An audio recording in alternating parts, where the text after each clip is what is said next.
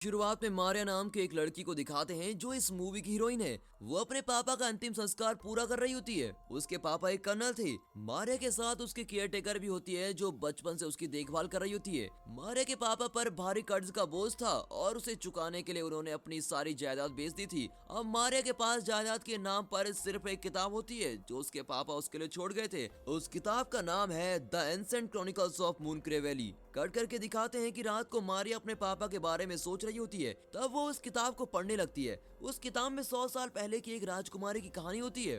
Cut करके दिखाते हैं कि उस कहानी की राजकुमारी बहुत ही खूबसूरत थी और उसका चेहरा सितारों की तरह चमकता था। उसका मन बहते पानी की तरह साफ था। इतना ही नहीं, वो बहुत ही हिम्मत वाली थी। इंसान ही नहीं, पशु पक्षी भी उससे बहुत ही प्रेम करते थे। और इतनी प्यारी लड़की को एक दिन चांद मिलने आता है और अपने कुछ मोती उसे दे देता है। वो डिनोयर वंश की प्रिंसेस थी, लेकिन उस दिन के बाद सब उसे मून प्रिंसेस कहकर पुकारने लगते थे।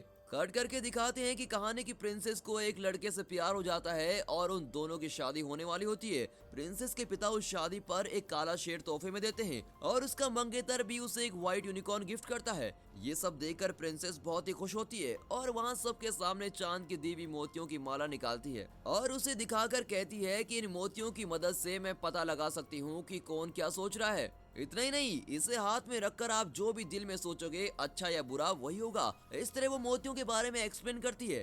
कट करके दिखाते हैं कि मारिया वो कहानी अधूरी छोड़कर किताब बंद कर देती है। अब दिखाते हैं कि मारिया और उसकी केयर टेकर उसके पापा के पैलेस को छोड़कर मारिया के अंकल के पास जाने का फैसला करते हैं जो कि मूनक्रे नाम की वैली में रहता है। वे अपना सामान बांधकर मूनक्रे के लिए निकलते हैं। रास्ते में कुछ डाकू उन्हें रोकते हैं और मारिया को किडनैप करने की कोशिश करते हैं। उनसे बहुत मुश्किल से बचकर वे दोनों एक सेफ जगह पहुंच जाते हैं। फिर वे मूनक्रे पहुंच जाते हैं। कुछ ही दूर एक बहुत बड़ा पैलेस होता है और यही है मारिया के अंकल बेंजामिन का पैलेस। मारिया और केयर टेकर गाड़ी से उतरती हैं और तभी बेंजामिन वहां आता है। मारिया पहली बार अपने अंकल से मिल रही होती है। केयर टेकर उसे रास्ते में हुई घटना के बारे में बताती है, पर बेंजामिन उनकी बात पर ध्यान नहीं देता और दोनों को पैलेस के अंदर आने को कहता है। कट करके दिखाते हैं कि वहाँ एक बहुत ही बड़ा काला कुत्ता होता है और बहुत ही डरावना दिखता है। बेंजामिन कहता है ये बहुत ही ताकतवर है और एक ही मिनट में एक आदमी को खत्म कर सकता है। इस तरह कुत्ते का इंट्रोडक्शन करने के बाद वो केयर टेकर को उसका कमरा दिखाता है। फिर वो मारिया को दूसरा कमरा दिखाता है। मारिया को उसका अंकल अच्छा नहीं लगता, पर जब वो कमरे के अंदर जाती है तो देखती है उसका कमरा शानदार पेंटिंग से भरा होता है। इतना ही नहीं, कमरे की सीलिंग बिल्कुल रात के आसमान की तरह होती है और तारों से सजी भी होती है। वहाँ एक छोटा सा फायर प्लेस भी होता है और ये सब देखकर मारिया बहुत ही खुश हो जाती है और वहाँ मजे कर रही होती है। कट करके दिखाते हैं कि अगले दिन मारिया उसी किताब को लेकर बाहर आती है। बेंजामिन उसकी किताब छीन लेता है। फिर मारिया उससे किताब मांगती है और कहती है आप इस तरह क्यों बिहेव कर रहे हैं। बिना जवाब दिए वो किताब ले लेता है और अपनी लाइब्रेरी में रख लेता है और ये देखकर मारिया को अब उस पर गुस्सा आने लगता है। कट करके दिखाते हैं कि सब बैठकर खाना खा रहे होते हैं। तब मारिया कहती है आपने मेरे पापा की किताब मुझसे क्यों छीनी? आपका ऐसा करना मुझे बिल्कुल भी ठीक नहीं लगा। बेंजामिन उसे डांट कर चुप करा देता है। दोनों के बीच आर्गुमेंट को देखकर केयर टेकर किसी तरह उनमें सुलह करवाने की कोशिश करती है, पर बेंजामिन उसे भी बोलने नहीं देता और कहता है खाते वक्त बात करना मुझे बिल्कुल भी पसंद नहीं है, इसलिए आप भी बोलना बंद कीजिए और चुपचाप खाना खाइए। और मारिया, तुम्हारे पिता एक डरपोक आदमी था, दुनिया भर से कर्ज लिया और तुम्हें भी कर्ज में डुबोकर वो चल बसा। अपने पिता के बारे में बुरा सुनकर वो चिल्लाती है कि मेरे पिता ऐसे नहीं थे, समझे आप? उनके बारे में इस तरह आपको बोलने का कोई हक नहीं है। इस तरह उन दोनों में फिर से आर्गुमेंट होने लगती है। कट करके दिखाते हैं कि कुछ समय बाद सब कुछ जरा नॉर्मल होने लगता है और तभी बेंजामिन मारिया और केयर टेकर को अपना पैलेस दिखाता है। तब वो कहता है रास्ते में तुम्हें जिन लोगों ने अटैक किया था वे डिनोयर वंश के लोग हैं, यानी वे हमारे दुश्मन देश को बिलोंग करते हैं। वे तुम्हें भी अटैक कर सकते हैं, इसलिए तुम पास के जंगलों की ओर कभी भी मत जाना। कट करके दिखाते हैं कि शाम को वो मारिया को घोड़े पर बिठाकर मार्केट ले जाता है। शुरू में मारिया को सब बहुत नया लगता है, पर वो जल्दी वहाँ के रहन सहन को सीख लेती है। इसलिए बेंजामिन मारिया को अकेले ही राज्य की सैर करवाने की परमिशन दे देता है। वो शायद भूल गया था कि डिनोयर वालों को मारिया की जान को खतरा है। मारिया सभी जगह घूमकर उस जंगल की तरफ जाती है। तभी उसे किसी की दर्द भरी आवाज सुनाई देती है। पास जाकर वो देखती है कि एक खरगोश पिंजरे में बंद किया होता है और उसे चोट लगी होती है। वो दर्द से तड़प रहा होता है। वो उसे हाथ में उठा लेती है। तभी डिनोयर वंश का एक आदमी उसे अटैक करने की कोशिश करता है उसका नाम रॉबिन है। तभी अचानक बेंजामिन का वही काला कुत्ता रॉबिन पर झपटता है और उसे देखते ही रॉबिन और उसके आदमी वहाँ से भाग जाते हैं। कट करके दिखाते हैं कि रॉबिन जाकर अपने पिता को इस बारे में बताता है और उसे भी जंगल में ले आता है, पर तब तक मारिया वहाँ से जा चुकी होती है। अब दिखाते हैं कि खरगोश को मारिया अपने कमरे में लेके आती है। फिर वो खिड़की से देखती है कि व्हाइट यूनिकॉर्न पहना हुआ रूप वहाँ भाग रहा होता है। उसके बारे में सोचती हुई वो बिस्तर पे लेट जाती है। तभी सीलिंग पर जो तारे पेंट किए गए थे वो धीरे धीरे हिलने लगते हैं। उसे अब बहुत ही अजीब लगने लगता है। कट करके दिखाते हैं कि वो अगले दिन बेंजामिन को इन घटनाओं के बारे में बता रही होती है, पर उसकी बात को टालकर वहाँ से वो चला जाता है। फिर उसका काला कुत्ता मारिया को किचन की ओर लेके जाता है।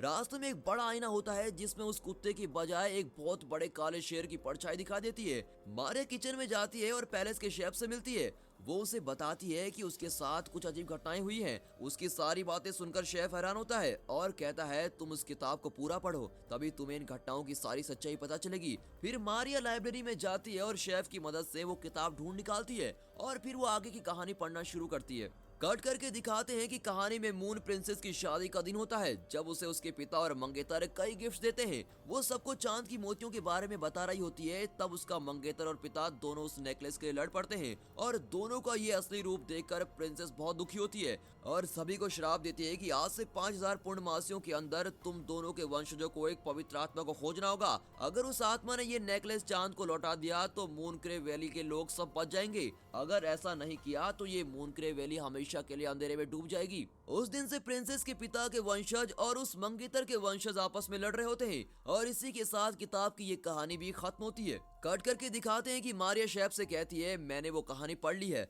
शेफ कहता है कि एक पवित्र आत्मा ही इस शाप से मूनक्रे को बचा सकती है। तुम्हें कई अजीब चीजें दिखाई पड़ रही हैं। मुझे तो लगता है कि तुम ही अगली मून प्रिंसेस हो और तुम्हें ही वो मोतियों वाला नेकलेस ढूंढना है और उसे चांद को लौटाना है। तुम ही वो पवित्र आत्मा हो जो इन दोनों वंशजों की लड़ाई को रोक सकती हो और मूनक्रे को उस प्रिंसेस के शाप से बचा सकती हो। कट करके दिखाते हैं कि मारिया अपने कमरे में शेफ की बातों के बारे में सोच रही होती है। फिर वो किताब की कहानी में दिए गए समय को लेकर कैलकुलेट करती है कि अगली पूर्णमासी ही आखिरी पूर्णमासी है। उससे पहले उसे वो नेकलेस ढूंढना होगा वरना मूनक्रे वैली का विनाश हो जाएगा। वो सोचने की कोशिश करती है पर घबराहट की वजह से उसे नींद नहीं आती। अब वो फैसला करती है कि मूनक्रे को किसी भी कीमत पर मैं बचा कर रहूंगी। सूरज की पहली किरण के साथ वो पहले से बाहर चली जाती है। कट करके दिखाते हैं कि वो पास में एक एस्टेट की ओर जाती है। उसे लगता है कि वहीं प्रॉब्लम का सलूशन होगा। वो जंगल के रास्ते जा रही होती है, तभी उसे गुफा दिखती है और वो उसके अंदर जाती है। अंदर वो वहाँ एक औरत से मिलती है जो देखने में बिल्कुल उस किताब की मून प्रिंसेस जैसी लगती है। मारिया चौंक जाती है। वो औरत कहती है कि मैं भी तुम्हारी तरह एक मून प्रिंसेस हूँ। उन दोनों पवित्र आत्माओं को एक करने की कोशिश में मेरी पूरी जिंदगी निकल गई, पर मेरी सारी कोशिशें नाकाम रही। उसकी परेशानी देखकर मारिया कहती है बेंजामिन मेरे अंकल हैं, वो जरूर इस मामले में मदद करेंगे। शांत दिखने वाली वो औरत बेंजामिन का नाम सुनते ही चिढ़ जाती है और कहती है उसका नाम भी मत लो मेरे सामने। उसके बाद मारिया को पता चलता है कि डिनोयर फैमिली ने नेकलेस वाला बॉक्स चुराया था और उस बॉक्स की चाबी उसकी फैमिली ने चुराई थी। तभी मारिया को अपनी किताब का बुकमार्क याद आता है और वही बुकमार्क नेकलेस बॉक्स की चाबी भी होती है। वो तुरंत चाबी निकालती है और डिनोयर के राज्य के अंदर जाना चाहती है। वो उस प्रिंसेस से मदद मांगती है और प्रिंसेस भी उसका साथ देने चलती है। कुछ दूर पर वो रुक जाती है और मारिया को डिनोयर का किला दिखाती है और वहाँ से आगे जाने को मना करती है और वहाँ से भाग जाती है। मारिया को उसकी यह हरकत बड़ी अजीब लगती है, पर वो अपने फैसले पर अटल होती है और किले के अंदर चली जाती है। अब दिखाते हैं कि वहाँ के सिपाही उसे डिनोयर के सरदार के पास खींच कर लेके जाते हैं। सरदार को देखते ही मारिया उसे चाबी पकड़ा देती है। उसका ये स्वभाव देखकर सरदार तो बिल्कुल हैरान ही हो जाता है। वो चाबी लेकर उस नेकलेस बॉक्स को खोलता है, पर बॉक्स के अंदर नेकलेस तो क्या लेस भी नहीं होता। डिनोयर खानदान के लोग इस खाली बॉक्स के लिए लड़ मरे। ये सोचकर सरदार को बेंजामिन के खानदान पर और भी गुस्सा आता है और गुस्से में वो मारिया को कारागार में बंद कर देता है। कट करके दिखाते हैं कि बेंजामिन मारिया को हर जगह ढूंढ रहा होता है, पर वो कहीं नहीं मिलती। उसे शक होता है कि दुश्मनों ने उसे कहीं उठा तो नहीं लिया। अब कट करके दिखाते हैं कि मारिया गार्ड को किसी तरह चकमा देकर वहाँ से बच निकलती है, पर सरदार का बेटा रॉबिन उसे देख लेता है और उसे चेज करता है। पर मारिया बहुत ही हिम्मत वाली लड़की होती है और वो तेज भागकर जंगल की ओर चलने लगती है। वहाँ बेंजामिन का काला कुत्ता उसे देख लेता है और उसे सुरक्षित घर पहुँचा देता है। कट करके दिखाते हैं कि मारिया को देखते ही बेंजामिन चिल्लाने लगता है आज से तुम इस पैलेस के बाहर कदम भी नहीं रखोगी, समझी? अगर बाहर जाने की कोशिश की तो मैं तुम्हारे हाथ पैर तोड़ दूंगा। उसकी डांट सुनकर मारिया घबरा जाती है और चुपचाप अंदर चली जाती है। कुछ देर बाद बेंजामिन को अपनी गलती का एहसास हो जाता है और वो सच्चे दिल से मारिया से माफी भी मांगने लगता है। कट करके दिखाते हैं कि अगली सुबह वो गुफा वाली मून प्रिंसेस मारिया के कमरे में होती है। मारिया चौंक जाती है और गुस्से में उससे पूछती है, आप मुझे उस किले के पास अकेला छोड़कर क्यों भाग गई थी? पर वो जवाब नहीं देती और मारिया को मून प्रिंसेस का ड्रेस देती है। फिर वो किसी तरह मारिया को मना लेती है। उस वक्त बेंजामिन पैलेस में नहीं होता, प्रिंसेस पियानो बजा रही होती है और उसी वक्त वहाँ के आईने में उसके जीवन की सारी घटनाएं विजुअल में दिखने लगती है। मारिया भी विजुअल देख रही होती है। उसे पता चलता है कि ये प्रिंसेस बेंजामिन की प्रेमिका है। अब दिखाते हैं कि दोनों के एंगेजमेंट के बाद बेंजामिन को पता चलता है कि ये मून प्रिंसेस डिनोयर खानदान की लड़की है और इतना ही नहीं, वो डिनोयर के सरदार की बेटी है। ये जानने के बाद वो प्रिंसेस से शादी नहीं करना चाहता और उसे अपने पैलेस से निकाल देता है। इसीलिए प्रिंसेस दोनों खानदानों से दूर जाकर एक जंगल में गुफा में रहने लगती है। फिर दिखाते हैं कि फ्लैशबैक देखने के बाद मारिया प्रिंसेस से कहती है, आप बेंजामिन अंकल से फिर से मिलकर बात करने की कोशिश क्यों नहीं करती? पर प्रिंसेस मना करती हुई कहती है, अब हमारे बीच सब कुछ खत्म हो चुका है और मेरा यहाँ रुकना ठीक नहीं। ये कहकर वो बाहर चली जाती है। तभी मारिया देखती है कि बेंजामिन के नौकर मून प्रिंसेस की पेंटिंग को दीवार से हटा रहे होते हैं। वो तुरंत शेफ को बुलाती है और उसे भी ये दृश्य दिखाती है। तभी अचानक पेंटिंग में प्रिंसेस हिलने लगती है और उस नेकलेस का रहस्य मारिया को बताने लगती है। इस पर शेफ कहता है कि रॉबिन ही तुम्हें उस नेकलेस तक पहुंचा सकता है, क्योंकि वो उस जंगल के हर पेड़ को अच्छी तरह जानता है। मारिया पूछती है, रॉबिन तो हमारा दुश्मन है, वो हमारी मदद क्यों करेगा?